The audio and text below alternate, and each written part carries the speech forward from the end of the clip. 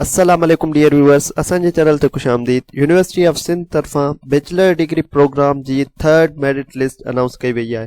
University of Sindh जी admission 2025 हली रही आहे। उन में फर्स्ट 2 मेरिट लिस्टूं अनाउंस थी चुकियूं आहिनि, जंहिंजे बारे में असां तव्हांखे पहिरियों आगाह कयोसीं। ऐं यूनिवर्सिटी ऑफ सिंध तरफां थर्ड मेरिट लिस्ट अनाउंस कई वई आहे।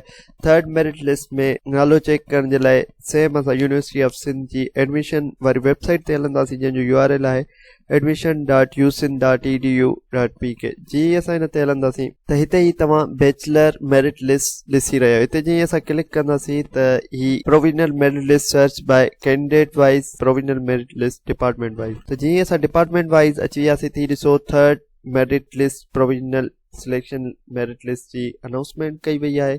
ऐं हुन में जेका last date of admission fees payment ॿुधाई वई आहे 3 जनवरी 2025 आहे।